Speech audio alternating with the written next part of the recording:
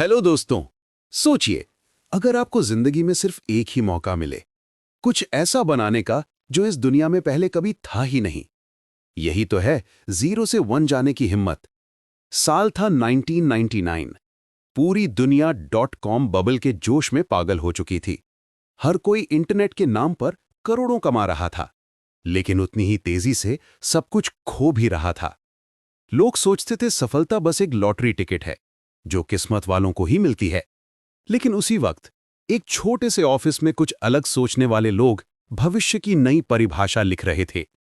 वो थे PayPal mafia. और उनके बीच बैठा एक शख्स, शांत लेकिन खतरनाक सोच वाला, पीटर थील। थील ने कहा था, सफलता किस्मत से नहीं, क्लैरिटी से बनती है। जो भी भीड़ में दौड़ता है वो औसत बनकर रह जाता है, पर जो अकेला सोचता है वही दुनिया बदल देता है। और आज जब पूरी दुनिया एआई बनाम इंसान की जंग में उलझी हुई है, थील का सवाल फिर जिंदा हो गया है। क्या मशीनें इंसान को मार देंगी, या वो इंसान जीतेगा जो जीरो से वन जाने की हिम्मत रखता है? तो चलिए दोस्तों, आज की इस कहानी में डूबते हैं, जहां एक सोच ने बिजनेस की परिभाषा बदली, इनोवेशन को नया रूप दिया और दुनिया को सिखाया कि कॉपी मत करो, कुछ नया बनाओ। Book zero to one by Peter Thiel. Chapter 1, the challenge of the future. Peter Thiel कहते हैं, भविष्य खुद नहीं आता, उसे बनाना पड़ता है। हर इंसान के सामने एक सवाल खड़ा होता है, क्या मैं बस वही करूं जो बाकी सब कर रहे हैं, या कुछ ऐसा बनाऊं जो पहले कभी किसी ने किया ही नहीं? यहीं से शुरू होती है जीरो टू वन की सोच। थील कहते हैं, इंसान दो तरीकों से आगे बढ़ सकता है। नंबर 1, हॉरिजॉन्टल प्रोग्रेस, यानी जो चीज पहले से काम कर रही है उसे कॉपी करना या फैलाना। जैसे किसी शहर में एक अच्छा रेस्टोरेंट है और कोई उसे बाकी शहरों में खोल दे। ये 1 से N तक जाना है। चीन ने अमेरिका के बहुत से बिजनेस मॉडल कॉपी किए। Amazon जैसा अलीबाबा, फेसबुक जैसा वीचैट, उबर जैसा डीडी चुक्सिंग। ये गलत नहीं है, लेकिन ये इनोवेशन नहीं है। ये बस रेप्लिकेशन है। ये जीरो टू वन नहीं है, ये वन टू मैनी है। Number 2, vertical progress. ये असली जादू है। जो चीज पहले कभी थी ही नहीं उसे बनाना, यही जीरो टू वन है। हर बार जब कोई नई चीज बनती है, दुनिया एक कदम आगे बढ़ जाती है। अब आइए इसे कुछ शानदार उदाहरणों से समझते हैं। 1, टाइपराइटर से कंप्यूटर तक। सोचिए 19वीं शताब्दी का दौर। लोग टाइपराइटर से दस्तावेज टाइप करते थे। हर गलती मिटाने में स्याही और कागज दोनों बर्बाद होते। स्पीड धीमी, एरर ज्यादा। फिर आया कंप्यूटर, एक ऐसा डिवाइस जिसने शब्दों को डिजिटल बना दिया। अब गलती मिटाना बस एक बैकस्पेस था। फाइलें सहेजना, कॉपी करना, भेजना, सब आसान। यह था असली जीरो टू वन मोमेंट, क्योंकि अब लेखन सिर्फ मैनुअल नहीं रहा, डिजिटल रेवोल्यूशन बन गया। 2, फोन से स्मार्टफोन तक। पहले फोन सिर्फ बात करने के लिए था। आप किसी को कॉल करते थे, बात खत्म और काम खत्म। लेकिन फिर आया आईफोन, एंड्रॉयड फोन, और अचानक फोन कम्युनिकेशन डिवाइस नहीं, बल्कि एक जेब में रखी कंप्यूटर दुनिया बन गया। अब फोन से आप फोटो खींच सकते हैं, वीडियो एडिट कर सकते हैं, किताब पढ़ सकते हैं, बिजनेस चला सकते हैं, और यहां तक कि डॉक्टर से ऑनलाइन बात कर सकते हैं। यही है जीरो टू वन, जहां एक पुरानी चीज नई शक्ल में, नई शक्ति के साथ जन्म लेती है। 3, इंटरनेट, दुनिया को जोड़ने की क्रांति। पहले जानकारी सीमित थी। अगर आपको किसी दूर शहर की खबर चाहिए तो अखबार या रेडियो का इंतजार करना पड़ता था। फिर आया इंटरनेट, और इंसान ने इतिहास में पहली बार नॉलेज को इंस्टेंट बना दिया। अब दिल्ली में बैठा कोई व्यक्ति अमेरिका की खबर एक सेकंड में जान सकता था। यह था वो मोमेंट जब दुनिया 1 to N नहीं, बल्कि 0 to 1 की छलांग लगाई। चैप्टर 1 का सार। पीटर थील हमें सिखाते हैं कि भविष्य किसी का इंतजार नहीं करता। इनोवेशन वही है जो 0 to 1 जाता है। कॉपी करना आसान है, लेकिन नया बनाना अमर बना देता है। Chapter 2, party like it's 1999। Internet का पागलपन भरा दौर। साल था 1999। दुनिया एक नई क्रांति के दरवाजे पर खड़ी थी, इंटरनेट। हर तरफ एक ही शोर था कि ऑनलाइन ही भविष्य है। हर कोई वेबसाइट बना रहा था। हर कोई कह रहा था कि बस इंटरनेट पे आ जाओ, पैसे अपने आप बरसेंगे। यह वो समय था जब .com नाम सुनते ही लोग इन्वेस्ट करने लगते थे। .com का बुखार। अमेरिका की हर गली में कोई न कोई इंटरनेट स्टार्टअप खुल रहा था। कभी pets.com, कभी books.com, कभी travelnow.com। हर कंपनी का नाम .com से खत्म होता था। लोगों को लगा इंटरनेट मीन्स पैसा। कंपनियों के पास ना तो प्रोडक्ट था ना प्रॉफिट, लेकिन फिर भी करोड़ों डॉलर इन्वेस्ट हो रहे थे। स्टॉक मार्केट में आग लगी हुई थी। हर दिन किसी नई इंटरनेट कंपनी का आईपीओ लॉन्च हो रहा था और लोग सोच रहे थे ये है अगला माइक्रोसॉफ्ट। और फिर हुआ .com ब्लास्ट। लेकिन हुआ क्या? 2000 आते आते बबल फूट गया। सैकड़ों कंपनियां एक ही साल में खत्म हो गईं। जिनका कोई असली प्रोडक्ट या प्रॉफिट मॉडल नहीं था, वे रातों रात गायब हो गईं। लोगों ने देखा जो चीजें सिर्फ ट्रेंड पर बनी थी वो टिक नहीं पाईं। पीटर थील का विश्लेषण 4 बड़ी गलतियां। थील उस समय पेपैल के शुरुआती दिनों में थे।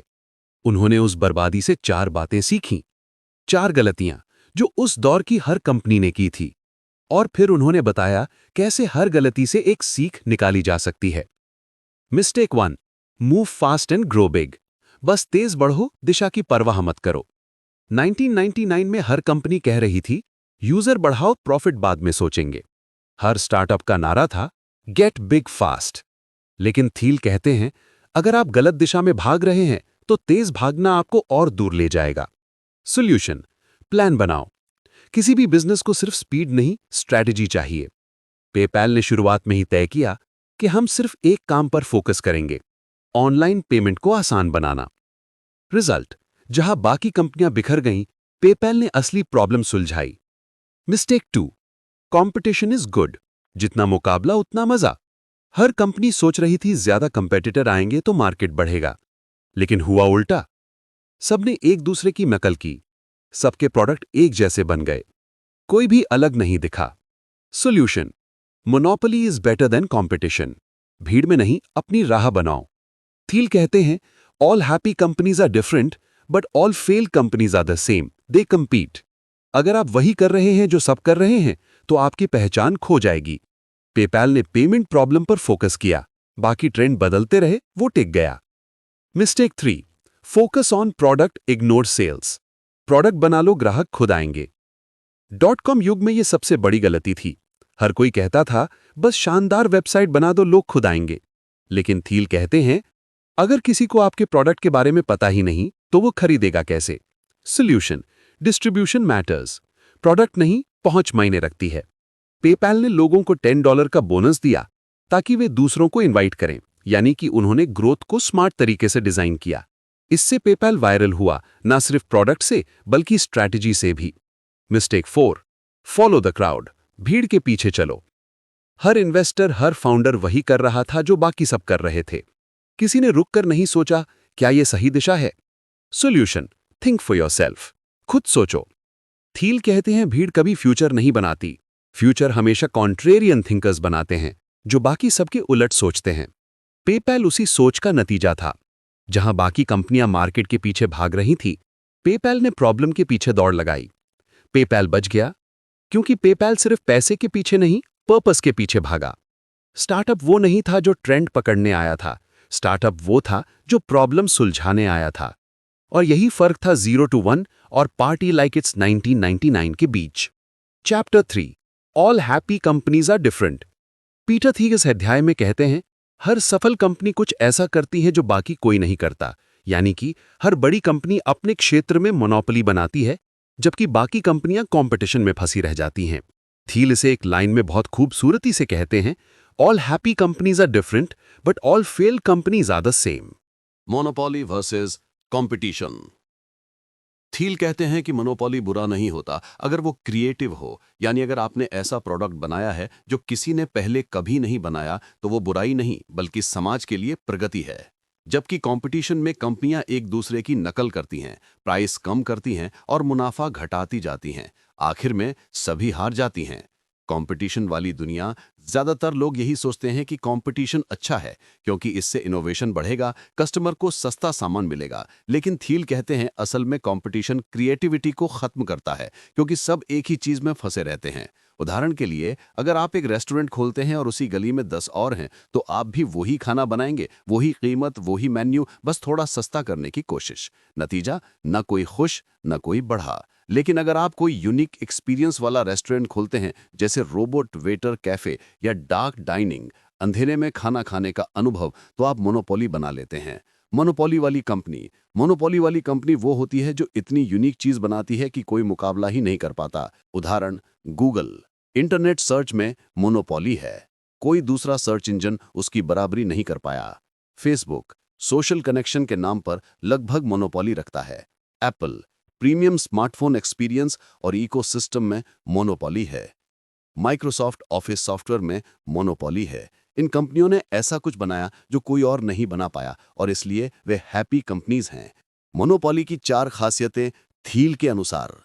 प्रोप्राइटरी टेक्नोलॉजी, आपकी कंपनी का टेक्नोलॉजी या प्रोडक्ट इतना आगे हो कि कोई कॉपी न कर सके, जैसे गूगल का page rank algorithm.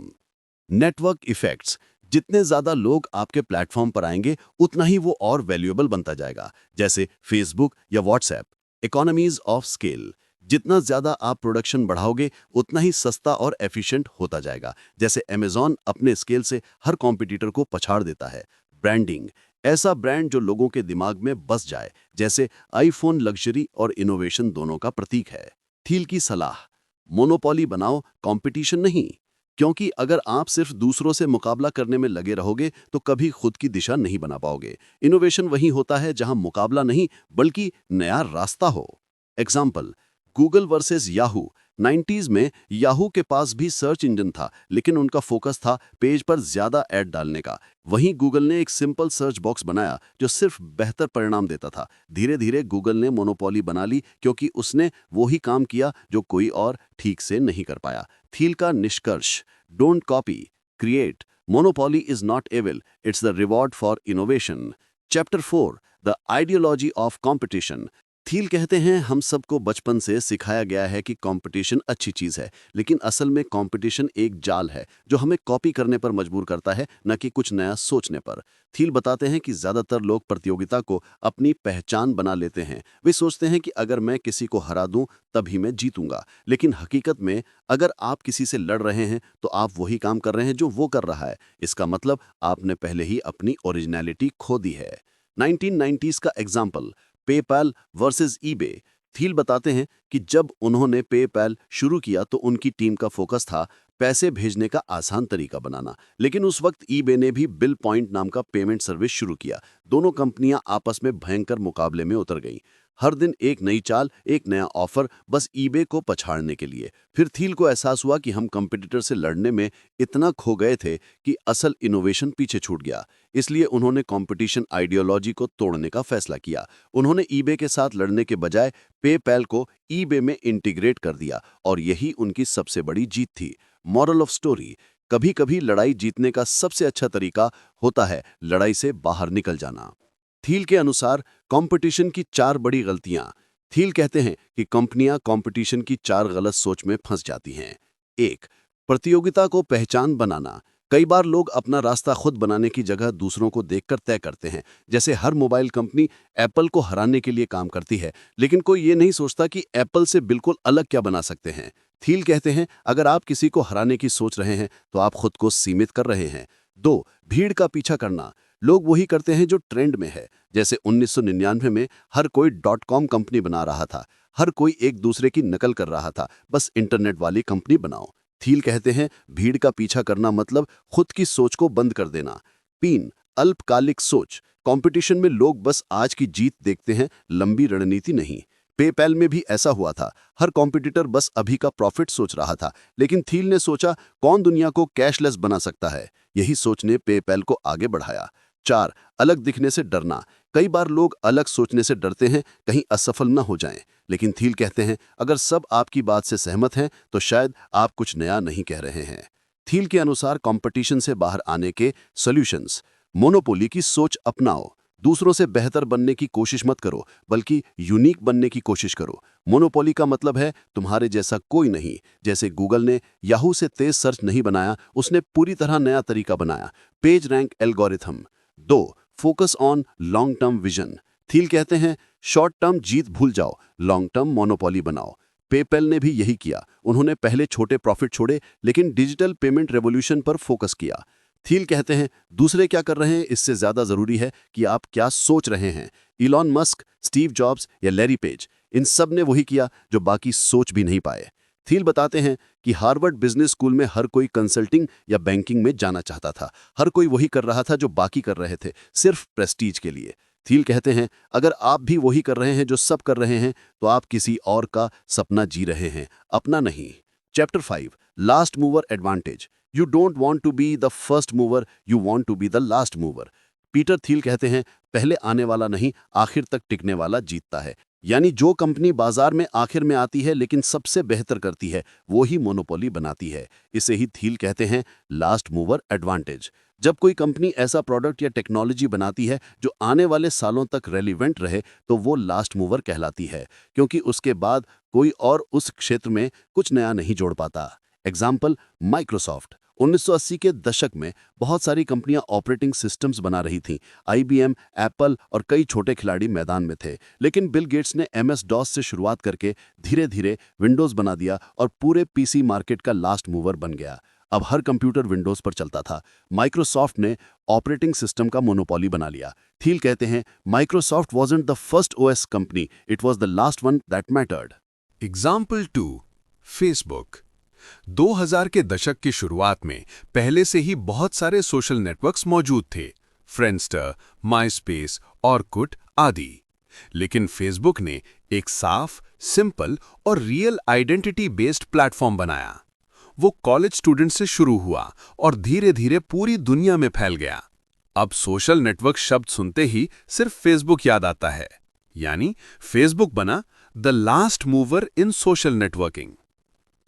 First mover बनाम लास्ट मूवर की तुलना पीटर थील के अनुसार। 1. शुरुआत। फर्स्ट मूवर वो होता है जो किसी नए आइडिया या प्रोडक्ट को सबसे पहले लेकर आता है। वो जल्दी शुरुआत करता है ताकि बाजार में पहचान बना सके, लेकिन अक्सर वो अनुभव और सही समय की कमी से गलती कर बैठता है। इसके उलट लास्ट मूवर थोड़ा देर से आता है, लेकिन तब जब बाजार तैयार होता है और तकनीक परिपक्व हो चुकी होती है। वो सही समय पर कदम रखता है और बाकी सबकी गलतियों से सीख चुका होता है। 2. फायदा। फर्स्ट मूवर को शुरुआत में मार्केट अवेयरनेस का फायदा मिलता है, क्योंकि लोगों को सबसे पहले वही नया विचार दिखाता है। लेकिन ये फायदा ज्यादा दिन नहीं टिकता, क्योंकि बाद में आने वाले प्रतियोगी उसे और बेहतर कर देते हैं।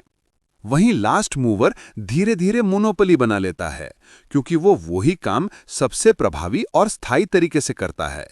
इससे उसे स्टेबिलिटी यानी दीर्घकालिक सफलता मिलती है। 3. चुनौती। फर्स्ट मूवर की सबसे बड़ी चुनौती होती है प्रोडक्ट इमैच्योरिटी। उसका प्रोडक्ट अधूरा होता है, लोग उसे अपनाने के लिए तैयार नहीं होते और अक्सर शुरुआती खर्च इतना ज्यादा होता है कि कंपनी टिक नहीं पाती। जबकि लास्ट मूवर की चुनौती होती है स्ट्रॉन्ग एंट्री बैरियर, क्योंकि उसे एक ऐसा प्रोडक्ट या अनुभव देना होता है जो पहले वालों से कहीं ज्यादा बेहतर हो। लेकिन एक बार जब वो सफल हो जाता है तो कोई नया खिलाड़ी उसके क्षेत्र में आ ही नहीं पाता। थील का निष्कर्ष: being the first is good for headlines, being the last is good for profits. Her entrepreneur को यह सोचना चाहिए, क्या मैं ऐसी चीज बना रहा हूं जो 20 साल बाद भी जरूरी होगी?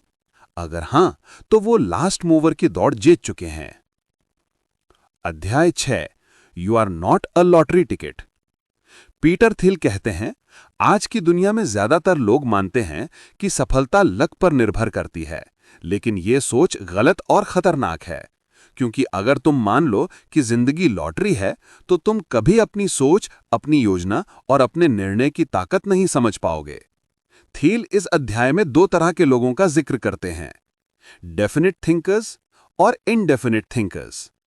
इनडेफिनिट थिंकर, ये लोग सोचते हैं कि भविष्य में कुछ भी हो सकता है, ये बस कोशिश करते हैं बिना किसी ठोस योजना के। इनकी स्ट्रैटेजी होती है, चलो देखते हैं क्या होता है। थील कहते हैं कि आज की आधुनिक शिक्षा प्रणाली और निवेशक यही सोच अपनाए हुए हैं। जैसे कि कई वेंचर कैपिटलिस्ट कहते हैं, हम बहुत सारी कंपनियों में पैसा लगाएंगे, कुछ फेल होंगी, लेकिन कोई एक कंपनी सफल हो गई तो सबका नुकसान निकल जाएगा। थील इसे लॉटरी माइंडसेट कहते हैं, जहां लोग सोचते हैं कि बस एक टिकट चल गया तो अमीर बन जाऊंगा। डेफिनेट थिंकर, ये लोग भविष्य के लिए स्पष्ट योजना बनाते हैं। इनका विश्वास होता है कि हम दिशा तय कर सकते हैं। ये किस्मत पर नहीं, डिजाइन पर भरोसा करते हैं। थील कहते हैं कि लैरी पेज और इलॉन मस्क डेफिनेट थिंकर्स हैं। लैरी पेज ने सिर्फ सर्च इंजन नहीं बनाया, बल्कि उसे ऐसा बनाया जो हर सवाल का सबसे अच्छा जवाब दे सके, यानी फ्यूचर को खुद डिजाइन करना।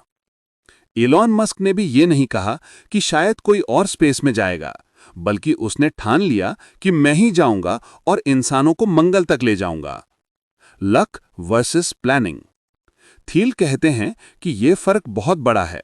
अगर तुम मानते हो कि जिंदगी लॉटरी है, तो तुम बस इंतजार करोगे कि टिकट कब निकले।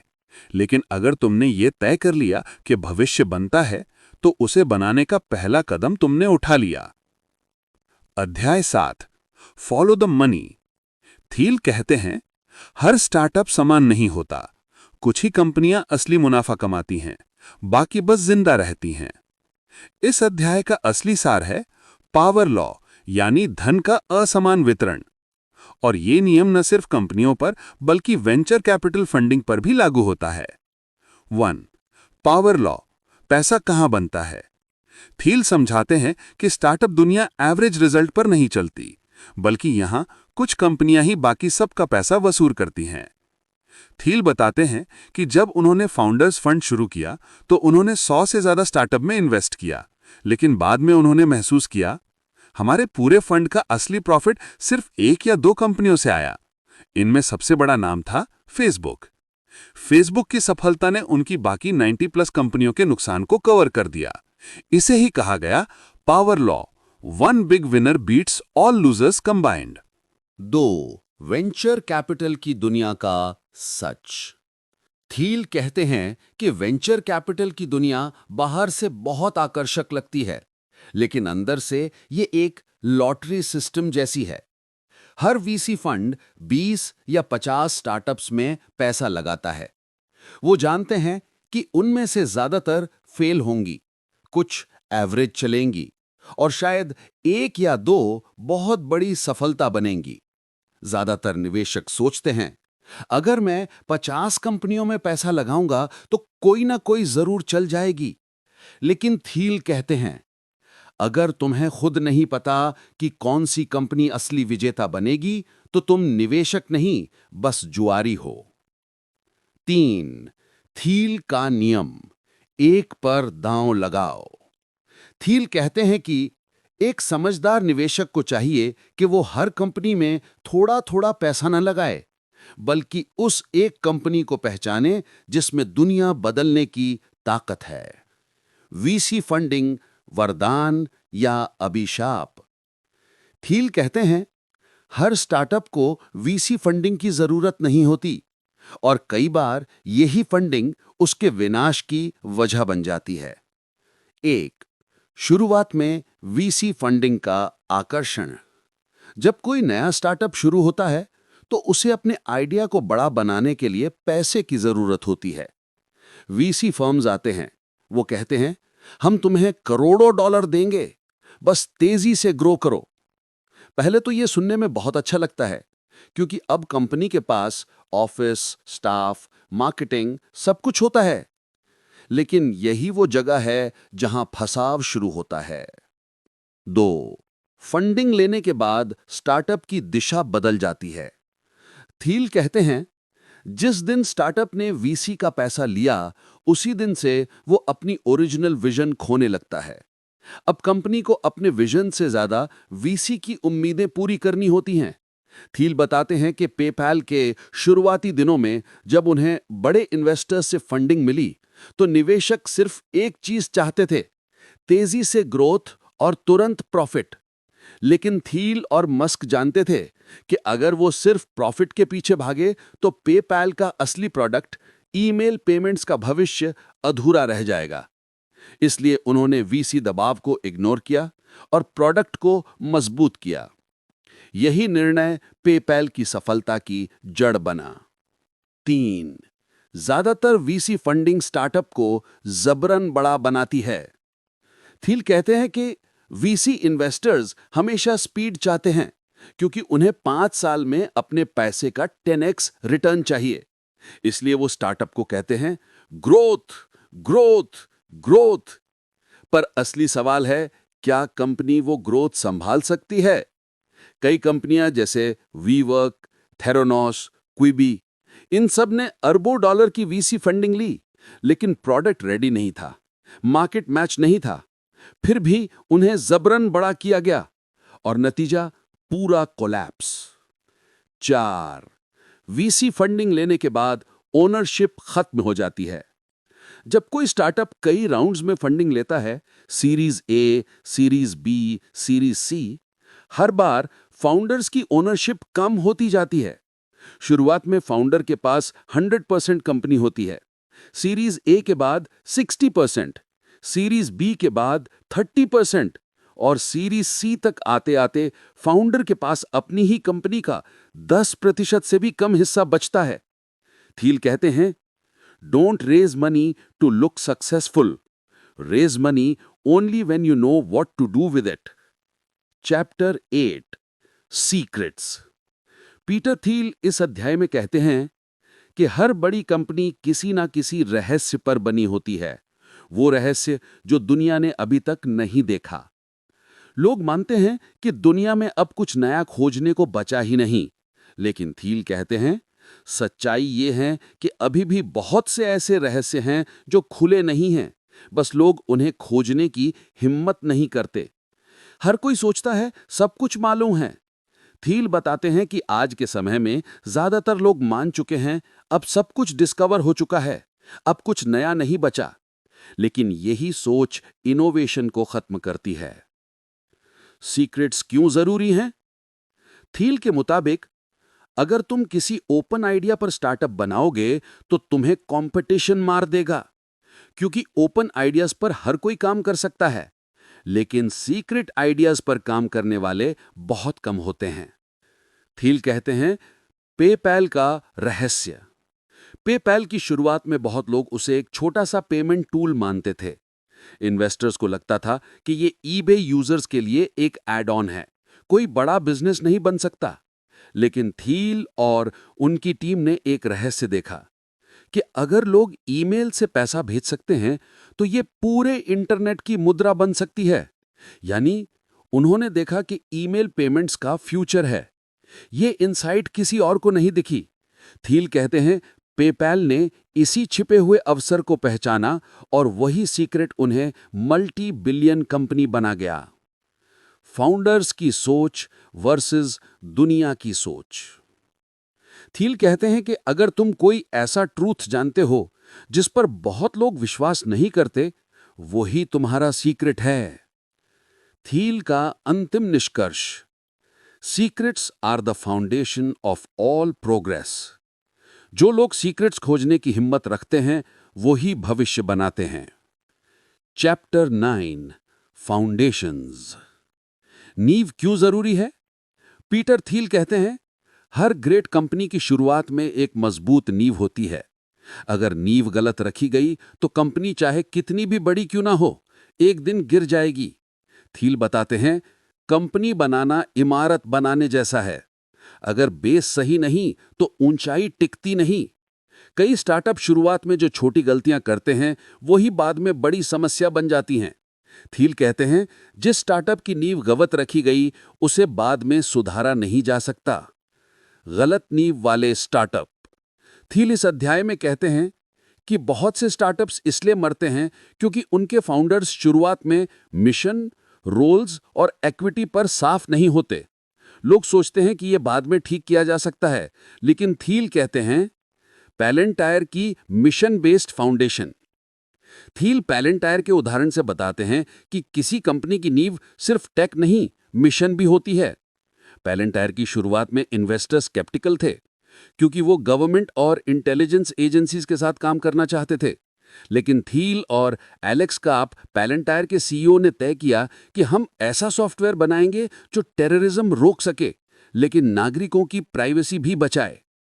थील कहते हैं, पैलेंटायर की नींव सिर्फ टेक नहीं, वैल्यूज पर भी रखी गई थी, और यही उसे दूसरे डेटा कंपनियों से अलग बनाती है। फाउंडर्स की सोच का तालमेल। थील कहते हैं कि कंपनी की नींव सिर्फ आइडिया नहीं, बल्कि फाउंडर्स का रिलेशनशिप भी उतना ही अहम होता है। थील पेपैल की टीम का उदाहरण देते हैं। पेपैल के ज्यादातर फाउंडर्स पहले से एक दूसरे को जानते थे। Peter Thiel, Max Levchin, Elon Musk, सभी ने एक दूसरे की सोच, काम करने का तरीका और वैल्यूज को समझा था। इसी कारण पेपैल माफिया, मतलब पेपैल की कोर टीम, बाद में दुनिया की सबसे बड़ी टेक नेटवर्क बन गई। इक्विटी और ओनरशिप की क्लैरिटी। थील कहते हैं कि शुरुआत में ही कंपनी में ओनरशिप और डिसीजन मेकिंग का स्ट्रक्चर तय होना चाहिए। पेपैल में उन्होंने ये ध्यान रखा कि किसका कितना स्टेक होगा, कौन किस क्षेत्र को संभालेगा, जैसे टेक्नोलॉजी, फाइनेंस, ऑपरेशंस, मार्केटिंग आदि। थील लिखते हैं, ओनरशिप उसी के पास थी जो असल में वैल्यू बना रहा था। टीम की गुणवत्ता पर नींव रखना। थील लिखते हैं कि पेपैल ने शुरू से ही ऐसे लोगों को चुना जो कंपनी के मिशन को समझते थे, न कि सिर्फ पैसे के लिए काम करना चाहते थे। थील कहते हैं, अगर नींव विश्वास, उद्देश्य और साफ साफ रोल्स पर रखी जाए तो कंपनी चाहे कितनी भी कंपटीशन का सामना करे, वो टिकेगी और बढ़ेगी। Chapter 10, the mechanics of mafia. PayPal mafia का नाम कैसे पड़ा? पीटर थील लिखते हैं, ये कोई असली माफिया नहीं थी, बल्कि एक मजबूत, एकजुट और निष्ठावान टीम थी जो हर हाल में एक दूसरे के साथ खड़ी थी। पेपैल की शुरुआती टीम इतनी जुड़ी हुई थी कि जब कंपनी ईबे को बिकी तो उसी टीम के कई लोग आगे चलकर टेस्ला, लिंक्डइन, यूट्यूब, येल्प, पैलेंटियर जैसी कंपनियां बनाने लगे। थील कहते हैं, पेपैल में कल्चर शब्द नहीं था, बल्कि एक मिशन था, ऑनलाइन पेमेंट्स को आसान और तेज बनाना। हर सदस्य उस मिशन में विश्वास करता था। माफिया क्यों कहा गया? पेपैल के बाद जब उस टीम के लोग नई कंपनियां बनाने लगे, जैसे इलॉन मस्क ने टेस्ला, स्पेसएक्स, रीड हॉफमैन ने LinkedIn, Chad Hurley, Steve Chen ने यूट्यूब और जेरेमी स्टॉपलमैन ने येल्प बनाई, तो मीडिया ने उन्हें पेपैल माफिया कहना शुरू कर दिया, क्योंकि हर कंपनी में वही ट्रस्ट बेस्ड टीम मॉडल दोहराया गया। थील लिखते हैं, कंपनी बनाओ जैसे परिवार। पेपैल में कोई रिजिड रूल्स या पॉलिटिक्स नहीं थी। थील का मानना था कि छोटी टीम्स में स्पीड और लॉयल्टी दोनों होते हैं। यही कारण था कि पेपैल के लोग 10-12 घंटे रोज काम करते थे, बिना किसी एक्स्ट्रा बोनस या रिवॉर्ड के। थील इस अध्याय में कहते हैं कि बड़ी कंपनियां अक्सर कल्चर के नाम पर स्लोगन्स बनाती हैं, लेकिन उनके लोग एक दूसरे को मुश्किल से जानते हैं। थील लिखते हैं, never choose brilliant jerks, choose loyal builders. PayPal में कई स्मार्ट कैंडिडेट्स रिजेक्ट हुए क्योंकि वो एरोगेंट थे या टीम फिट नहीं थे, यानी कंपनी ने लॉयल्टी को प्रायोरिटी दी, क्योंकि थील के अनुसार loyalty scales, ego destroys. Thiel का निष्कर्ष। पीटर थील मानते हैं कि एक स्टार्टअप का सबसे बड़ा वेपन टेक्नोलॉजी नहीं, बल्कि टीम की एकता और विश्वास है। अंतिम सीख, यानी असली माफिया का मतलब डर नहीं, बल्कि गहरा भरोसा, साझा सपना और एक टीम की आत्मा है। Chapter 11, if you build it will they come. Peter Thiel इस अध्याय में एक बहुत गहरी और व्यवहारिक बात कहते हैं। सिर्फ एक बेहतरीन प्रोडक्ट बना लेना काफी नहीं है। अगर तुम्हें उसे बेचने का तरीका नहीं आता तो कोई उसे खरीदने नहीं आएगा। कई उद्यमी ये मानते हैं कि अगर उनका प्रोडक्ट बहुत अच्छा है तो लोग अपने आप उसे खोज लेंगे, लेकिन थील इस सोच को सबसे बड़ी गलती बताते हैं, क्योंकि best product doesn't always win, best distribution does. Thiel कहते हैं, सेल्स और डिस्ट्रीब्यूशन एक कला है जिसे बहुत सारे फाउंडर्स समझते ही नहीं हैं। अधिकतर इंजीनियर या टेक लोग सोचते हैं कि हमारा प्रोडक्ट इतना अच्छा है कि उसे किसी मार्केटिंग की जरूरत नहीं है, लेकिन थील के अनुसार हर प्रोडक्ट को डिस्ट्रीब्यूशन स्ट्रैटेजी की उतनी ही जरूरत है जितनी उसे इनोवेशन की। पेपैल का उदाहरण। पेपैल के शुरुआती दिनों में उन्होंने देखा कि लोगों को ऑनलाइन पेमेंट का कॉन्सेप्ट समझाना आसान नहीं था। उनका प्रोडक्ट शानदार था, ईमेल के जरिए पैसे भेजना, पर किसी को यह नहीं पता था कि इसका उपयोग कैसे किया जाए। पेपैल टीम ने एक स्मार्ट डिस्ट्रीब्यूशन ट्रिक अपनाई। उन्होंने ईबे के यूजर्स को टारगेट किया, क्योंकि ईबे पर हर दिन लाखों लोग एक दूसरे को भुगतान करते थे। पेपैल ने हर नए यूजर को $10 फ्री बोनस देना शुरू किया और जो किसी दोस्त को इनवाइट करता था उसे भी $10 मिलता था। ये एक शानदार वायरल ग्रोथ स्ट्रैटेजी थी जिसने पेपैल को कुछ ही महीनों में 1 लाख से ज्यादा यूजर्स दिला दिए। थील कहते हैं, प्रोडक्ट और डिस्ट्रीब्यूशन दोनों एक दूसरे के पूरक हैं। अगर तुम सिर्फ प्रोडक्ट बनाओगे और लोगों तक उसे नहीं पहुंचाओगे तो वो कभी 0 से 1 नहीं जाएगा। सेल्स का छुपा महत्व। थील बताते हैं कि कई बार सेल्स को एक बुरा शब्द समझा जाता है। लोग सोचते हैं कि ये झूठ बोलने या लोगों को मनाने की कला है, पर असल में हर बड़ा व्यवसाय, चाहे वो गूगल हो, फेसबुक हो या टेस्ला, अपनी सेल्स और डिस्ट्रीब्यूशन स्ट्रैटेजी की वजह से ही सफल हुआ है। एग्जाम्पल, टेस्ला ने भी यही सिद्धांत अपनाया। इलॉन मस्क ने पारंपरिक कार डीलरों को छोड़कर सीधा कस्टमर तक पहुंचने का रास्ता चुना, डायरेक्ट ऑनलाइन सेल्स मॉडल। इससे टेस्ला ने डिस्ट्रीब्यूशन चैनल को कंट्रोल में रखा और एक अलग ब्रांड इमेज बनाई। निष्कर्ष, इस अध्याय का मूल संदेश यही है, प्रोडक्ट बनाना शुरू है पर उसे दुनिया तक पहुंचाना असली खेल है। Chapter 12, man and machine. Peter Thiel इस अध्याय की शुरुआत एक बहुत ही गहरे और व्यवहारिक सवाल से करते हैं। क्या मशीनें इंसानों की जगह ले लेंगी या इंसान और मशीन मिलकर एक साथ आगे बढ़ेंगे? ये अध्याय बताता है कि भविष्य मनुष्य बनाम मशीन की लड़ाई का नहीं बल्कि मनुष्य प्लस मशीन के सहयोग का है। थील का मानना है कि तकनीक तभी उपयोगी है जब वो मानव क्षमता को बढ़ाती है, ना कि उसे खत्म करती है। टेक्नोलॉजी का असली उद्देश्य। थील कहते हैं, हम तकनीक को दुश्मन के रूप में नहीं, साथी के रूप में देखें। कई लोग ये सोचते हैं कि आर्टिफिशियल इंटेलिजेंस या ऑटोमेशन इंसानों की नौकरियां छीन लेंगे, लेकिन थील इसे गलत डर कहते हैं। वो कहते हैं कि मशीनें तेजी से काम कर सकती हैं, लेकिन वे सोच नहीं सकती, सपने नहीं देख सकती और नैतिक निर्णय नहीं ले सकती। यहीं पर इंसान की ताकत है। पेपैल का उदाहरण। पेपैल के शुरुआती दिनों में एक बड़ी समस्या थी फ्रॉड डिटेक्शन। हर दिन हजारों नकली ट्रांजैक्शन होते थे जिन्हें सिर्फ इंसानी दिमाग से पहचानना असंभव था। थील और उनकी टीम ने इस चुनौती को हल करने के लिए मैन प्लस मशीन सिस्टम बनाया। मशीन के एल्गोरिदम ने ट्रांजैक्शन डेटा को तेजी से स्कैन किया, पैटर्न पहचाने और संदिग्ध व्यवहार को रेड फ्लैग किया। फिर एनालिस्ट टीम उन ट्रांजैक्शन की जांच करते थे और तय करते थे कि ये धोखाधड़ी है या नहीं। ये इंसानी बुद्धि और मशीन की गति का संगम था। इस सहयोग की वजह से पेपैल ने कुछ ही महीनों में फ्रॉड को लगभग 90% तक कम कर दिया। थील कहते हैं, मशीन ने हमें तेज बनाया, लेकिन इंसान ने हमें समझदार बनाया। एआई और ह्यूमन साझेदारी का भविष्य। थील बताते हैं कि सबसे बड़ी गलती ये मान लेना है कि मशीनें इंसानों की जगह ले लेंगी, बल्कि असली सफलता उन कंपनियों की होगी जो इंसान और मशीन दोनों की ताकतों को जोड़ेंगी। Example, Palantir technologies. ये कंपनी जिसे थील ने को फाउंड किया, सरकारी और बिजनेस डेटा को एनालाइज करने के लिए ह्यूमन प्लस एआई सिस्टम का उपयोग करती है। पेलांटियर के एल्गोरिदम विशाल डेटा को प्रोसेस करते हैं, लेकिन अंतिम निर्णय इंसान लेते हैं। थील कहते हैं, मैन वर्सेस मशीन नहीं, मैन विद मशीन चाहिए। हर तकनीकी प्रगति का लक्ष्य इंसान को रिप्लेस करना नहीं, एम्पावर करना होना चाहिए। वो एक शानदार लाइन कहते हैं, कंप्यूटर सबसे अच्छा स्लेव है लेकिन सबसे बुरा मास्टर। यानी अगर हम मशीन को सही दिशा दें तो वो हमारी सीमाओं को बढ़ा सकती है, पर अगर हम उस पर निर्भर हो जाएं तो वो हमारी सोचने की क्षमता को खत्म कर सकती है। निष्कर्ष, इस अध्याय का मूल विचार यही है कि मशीनें हमारी जगह नहीं लेंगी, बल्कि वे हमारी क्षमता को कई गुना बढ़ा देंगी। 0 से 1 का सफर अकेले इंसान का नहीं, बल्कि इंसान और मशीन के साथ मिलकर चलने का है।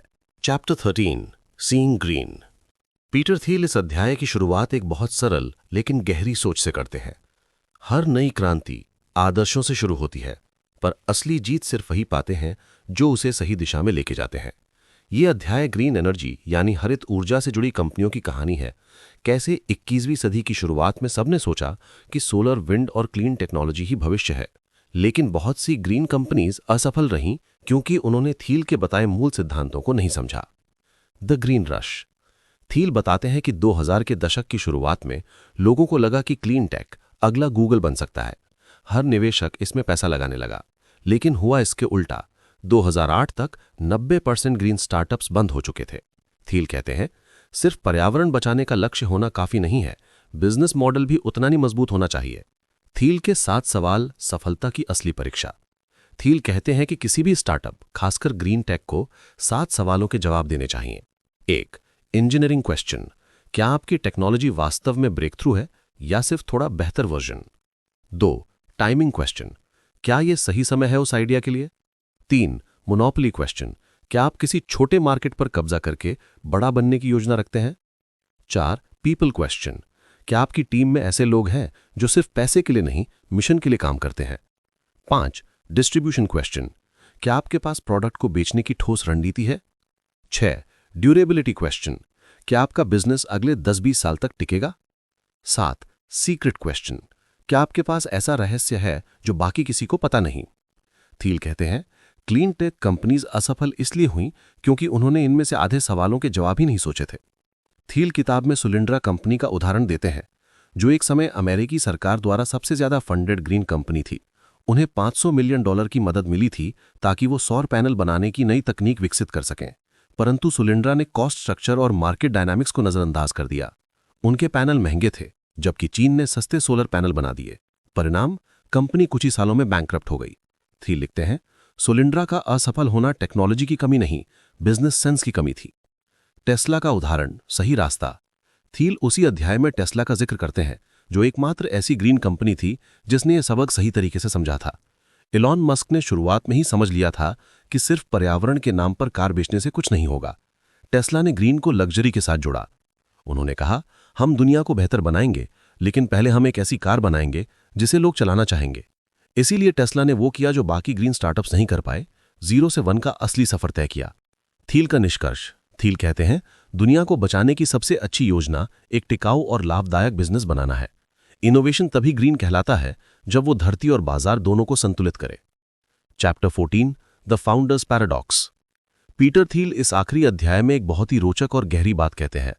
हर महान संस्थापक एक विरोधाभास होता है। वो साधारण इंसान जैसा नहीं होता और फिर भी वही इंसान भविष्य को बदलता है। यह अध्याय बताता है कि हर बड़ा फाउंडर, चाहे वो स्टीव जॉब्स हो, इलॉन मस्क, बिल गेट्स या मार्क जुकरबर्ग, एक तरफ बहुत अलग और चरम व्यक्तित्व रखते हैं और दूसरी तरफ उन्हीं की ये अलग सोच उन्हें 0 से 1 तक लेके जाती है। थील कहते हैं, फाउंडर्स समाज के औसत व्यक्ति नहीं होते, वे उन सीमाओं को तोड़ते हैं जिन्हें बाकी लोग स्थायी मान लेते हैं। वे अक्सर बहुत जिद्दी, परफेक्शनिस्ट और अपने विजन को लेकर पागल तक कही जाते हैं, लेकिन यही गुण उन्हें दुनिया बदलने की ताकत देता है। थील इस अध्याय में इसे पैराडॉक्स यानी विरोधाभास कहते हैं, क्योंकि वही विशेषताएं जो किसी को अजीब बनाती हैं, वही उसे महान भी बनाती हैं। Example, Elon Musk. थील ने इलॉन मस्क के साथ पेपैल में काम किया था। वो बताते हैं कि मस्क के अंदर एक अद्भुत विरोधाभास था। वे विजनरी भी थे और माइक्रो मैनेजर भी। एक तरफ मस्क का सपना था मानवता को मार्स तक ले जाने का, दूसरी तरफ वे पेपैल के हर छोटे छोटे डिटेल पर ध्यान देते थे, कोडिंग से लेकर वेबसाइट डिजाइन तक। थील लिखते हैं, इलॉन की ये दो विरोधी बातें, बहुत बड़ा सोचना और हर चीज में परफेक्ट होना, यही उनकी सबसे बड़ी ताकत थी। ये पैराडॉक्स ही था जिसने उन्हें टेस्ला और स्पेसएक्स जैसी कंपनियां बनाने में सक्षम बनाया। Example 2, Steve jobs. थील बताते हैं कि स्टीव जॉब्स भी इसी विरोधाभास के प्रतीक थे। वे एक तरफ बेहद रूखे और क्रोधी स्वभाव के थे, लेकिन उनके सौंदर्य और डिजाइन की समझ दिव्य स्तर की थी। जॉब्स को पूरा यकीन था कि टेक्नोलॉजी और आर्ट एक दूसरे के विरोधी नहीं, साथी हैं। थील लिखते हैं, स्टीव जॉब्स ने हमें यह सिखाया कि इंसान सिर्फ लॉजिक से नहीं बल्कि इमोशन से भी नवाचार करता है। एप्पल के प्रोडक्ट्स मैकिन्टोश से लेकर आईफोन तक इसी इमोशन प्लस प्रिसिजन के मिश्रण से बने थे। The paradox explained. थील बताते हैं कि हर सफल फाउंडर में दो विरोधी गुण एक साथ होते हैं, विरोधाभास विवरण, विजनरी बनाम प्रैक्टिकल। वो भविष्य को देखता है लेकिन वर्तमान में काम करता है। आइडियलिस्ट बनाम रियलिस्ट, उसके पास एक सपना होता है लेकिन उसे पूरा करने की ठोस योजना भी होती है। रेबल बनाम लीडर, वो नियम तोड़ता है लेकिन दूसरों को उन्हें मानने के लिए प्रेरित करता है। ड्रीमर बनाम डूअर, वो सपने देखता है और उन्हें हकीकत में बदलता है। थील कहते हैं, फाउंडर्स वे लोग होते हैं जो असंभव को संभव बनाते हैं क्योंकि वे सामान्य सोच से परे देखने की हिम्मत रखते हैं। निष्कर्ष, फाउंडर्स विरोधाभासी होते हैं, कभी जिद्दी, कभी सनकी, कभी प्रतिभाशाली, कभी असहनीय, लेकिन इन्हीं लोगों की वजह से दुनिया आगे बढ़ती है। 0 से 1 तक का सफर उन्हीं के लिए है जो परंपराओं से टकराने की हिम्मत रखते हैं। थील की आखिरी सीख, अगर तुम्हारे अंदर कुछ ऐसा है जो दुनिया को असामान्य लगता है तो वही शायद तुम्हारा सबसे बड़ा वरदान है, क्योंकि बदलाव हमेशा उन्हीं से शुरू होता है जो अलग सोचने की हिम्मत रखते हैं। ऐसे ही कहानी और बुक की समरी सुनने के लिए हमारे चैनल को लाइक और सब्सक्राइब जरूर करें। धन्यवाद।